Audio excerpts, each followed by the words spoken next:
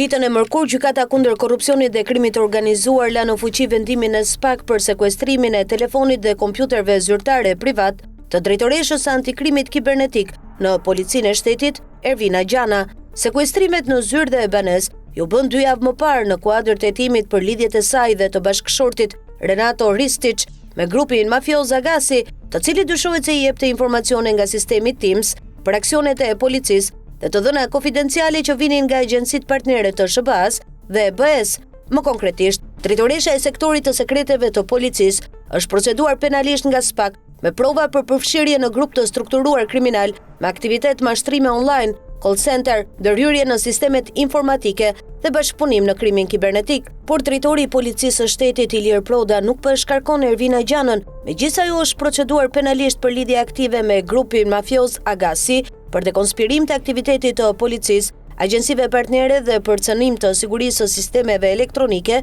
të antikrimit. Është skandal që drejtoresha e sektorit më të rëndësishëm të policisë së shtetit, në hetim penal për lidhje me krimin e organizuar, lihet ende në detyrën e administrimit të sekreteve policore, ku qarkullojnë edhe informacione të prokurorisë, Interpolit, SPAK, BKH-s, FBI-s, DEA-s dhe Eurojustit. Minimalisht sipas ligjit, kryepolici Ilir Proda duhet ta kishte pezulluar nga detyra drejtoreshën e antikrimit kibernetik Ervina Gjana për të hequr aksesin mbi informacionet që mbledh, administron dhe shpërndan Policia e Shtetit. Mosveprimi i Ilir Prodës e thellon edhe më tej skandalin sepse drejtoresha Ervina Gjana, përveç përfshirjes në grupin mafioz Agasi, ka edhe dosje të tjera penale në Prokurorinë e Tiranës, SPAK dhe Agjencinë e Mbikëqyrjes Policore. Më 2 gusht 2023, bashkë me drejtorin e IT-s në Policinë e Shtetit, Ervin Muça, drejtoresha Ervina Gjana dyshohet se ka grabitur databazën me të dhëna sekrete të policisë dhe ja ka dorëzuar grupeve kriminale. Konkretisht, janë marrë të dhëna për hyrje dalje të personave në pikat kufitare,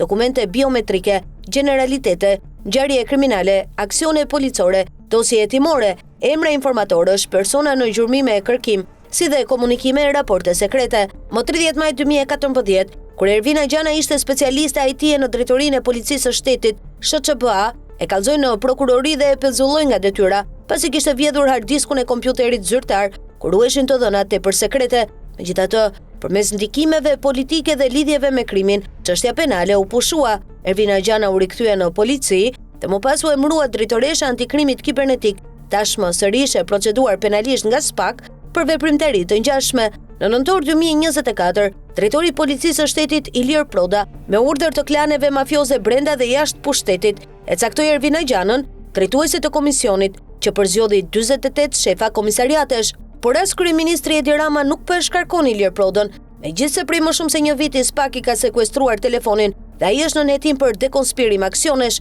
2 rastet, Gjana dhe Proda, tregojnë se drejtimi i Policisë së Shtetit, sektorët e saj më të rëndësishëm dhe informacionet sensitive janë lënë në duart e personave që dyshohet se mbrojnë dhe ndihmojnë krimin.